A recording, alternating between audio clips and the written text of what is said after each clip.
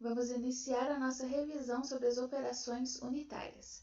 Então, nós aprendemos na disciplina, nesse primeiro bimestre, que a gente viria a ementa sobre as separações sólidos-sólidos, líquidos-líquidos, líquidos e vapores. Nesse caso, mais específico sobre a destilação, extração e absorção. Depois, vamos ver mais sobre as operações de separação sólido-fluido através dos ciclones, filtração e sedimentação. Próximo bimestre seriam, então, os itens sobre bombas e compressores e também misturadores e reatores. Nosso objetivo é fornecer ao aluno os conceitos sobre essas operações unitárias que são aplicadas na indústria. Lembre, então, que os trabalhos valem 30%, 3 pontos e a prova 7. Então, essa revisão do dia 13 de setembro iniciou-se lembrando que as operações unitárias são cada uma das etapas no processo. Então, dentro do processo do leite, por exemplo, logo na sua etapa de homogeneização, pasteurização, resfriamento e empacotamento, são exemplos de operações unitárias que a gente vê no meio. De acordo com o item que eu estou me referindo, se no meio rural, industrial ou depois no comércio propriamente dito, eu tenho essas operações unitárias, mas o nosso foco principal é na área industrial. Então, nós vimos que a gente tem várias operações dentro de cada processo. Então, no caso do leite, igual nós comentamos, temos desde a época da ordenha, o transporte, a recepção, resfriamento, depois filtração e clarificação, pasteurização, armazenamento até chegar ao invase e sua expedição.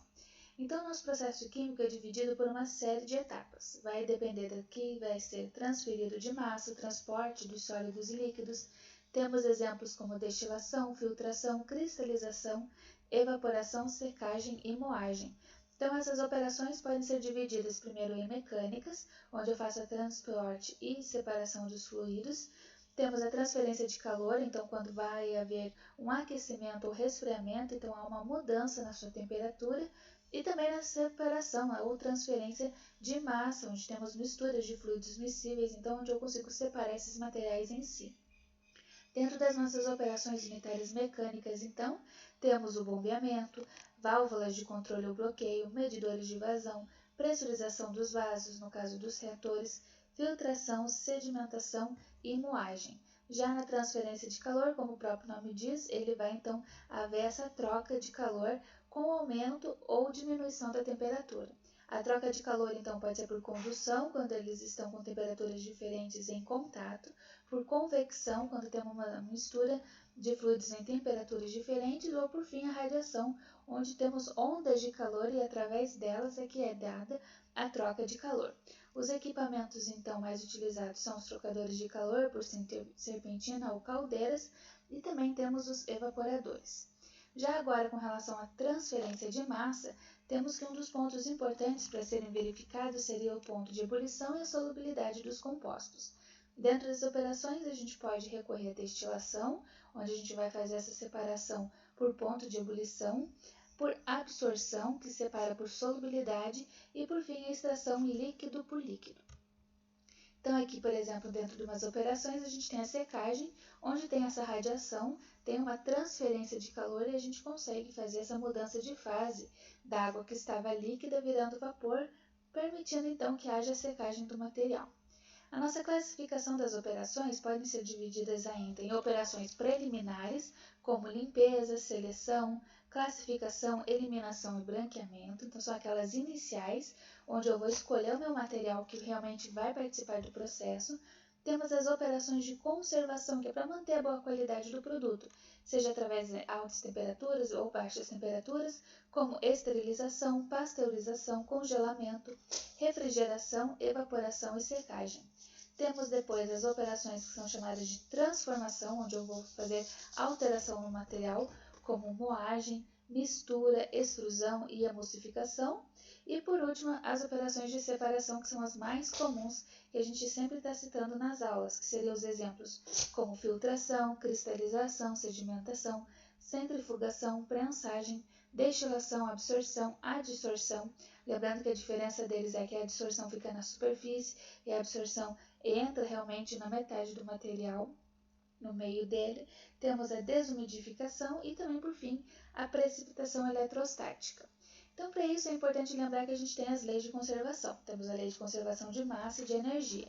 Na lei de massa, seria a lei de Lavoisier, que diz que no sistema fechado a gente não vai perder nada durante esse processo de reação. Então, se a gente somar quanto que eu tenho no início, deve ser a mesma quantidade que eu vou ter no final.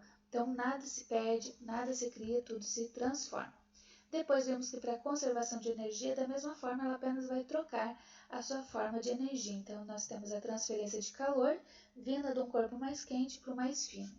Dentro dos nossos métodos de separação, vimos que é muito importante a gente obter a substância o mais pura possível, então conseguir fazer essa separação, que ela realmente seja adequada, e que vai de processos desde mais simples, como a catação, até uma destilação fracionada. Temos exemplos no nosso dia a dia, como o tratamento de esgoto, de água, a dessalinização da água do mar, a destilação da cachaça, no mercado ou nas feiras a separação das frutas e até mesmo o exame de sangue, onde a gente consegue fazer essa separação do plasma dos outros materiais e ver como está a saúde da pessoa. Lembramos ainda que era importante fazer a diferenciação do que era uma mistura homogênea e heterogênea. Então, homogênea é aquela onde existe uma miscibilidade e eu apenas vejo uma fase no meio. Agora, quando os compostos eles não se misturam, eles são imiscíveis entre si, no caso da água e o óleo, que um é polar e o outro é apolar, a gente tem uma mistura heterogênea. A mistura heterogênea ainda pode ter várias fases. Então, é o que eu consigo identificar, sejam duas, seriam bifásicas, trifásicas como trifásicas e quatro fases como polifásicas. Então, para a separação dessas misturas, vai depender se a minha mistura é homogênea ou heterogênea. Na mistura homogênea, a gente tem que aplicar os métodos físicos, como evaporar, solidificar, entre outros. Nas misturas heterogênicas, eu vou fazer a separação das fases em diferentes aspectos, seja por catação ou utilizando alguma outro tipo de processo que vai conseguir fazer essa separação dos mesmos.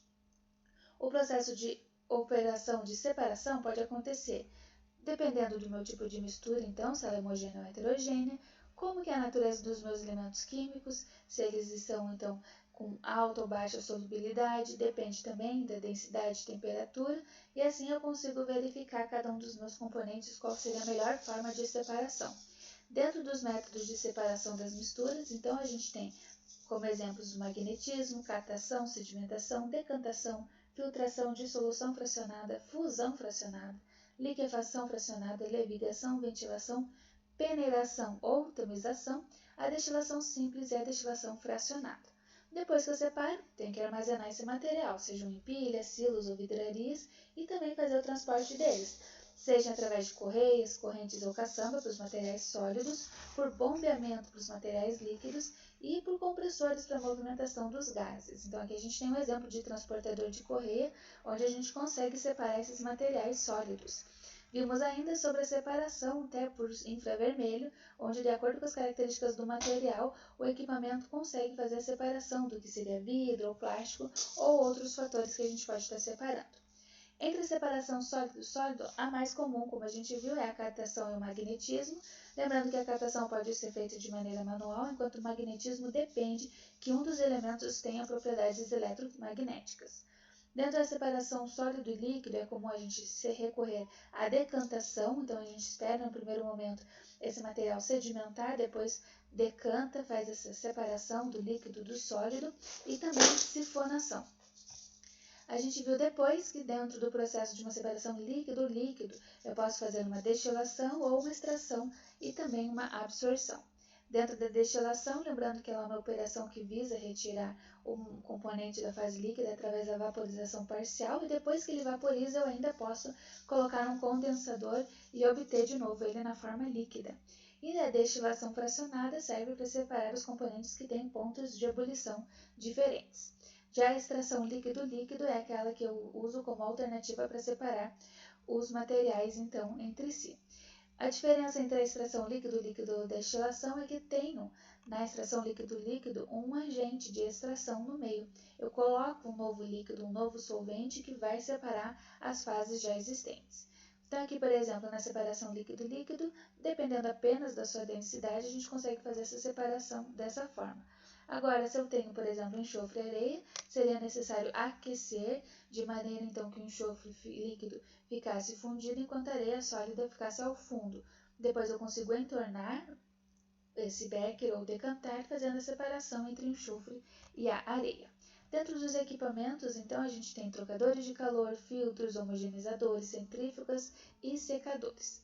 Agora a gente vai ver bem específico cada uma das misturas. Então, dentro das misturas heterogêneas, os métodos de separação seriam centrifugação, filtração, decantação, dissolução fracionada, separação magnética, ventilação, levigação, peneiração ou tamização, flotação, floculação e catação. Então, centrifugação depende de uma força centrífuga, o material mais denso vai para o fundo do projeto. Na filtração, de acordo com a granulometria, ele vai ficar preso no filtro, como o café utilizado no coador. Na decantação, a gente verifica a diferença das densidades, onde a menos densa fica mais na superfície, enquanto o mais denso é depositado no fundo do recipiente. Na dissolução fracionada, é dissolver por partes. Então, eu tenho, por exemplo, água, eu tenho apenas areia e também sal. Sei que quando eu adicionar a água, o sal vai se dissolver e a areia não.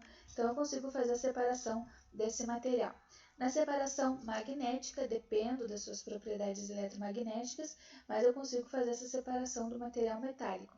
Ventilação é quando eu uso, então, alguma corrente de ar para tirar o material que é mais leve, e na levigação, aquela separação entre as substâncias sólidas, muito utilizada nos processos pelos garimpeiros, que visam, então, graças a densidades diferentes, fazer a separação do material.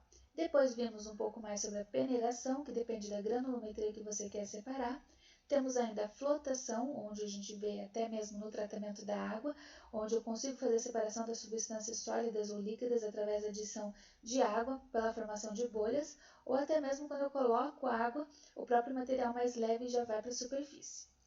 A floculação, ela que já depende de agentes coagulantes e floculantes, onde então ela vai juntar o material para poder fazer os flocos de separação, também bastante utilizada no tratamento de água.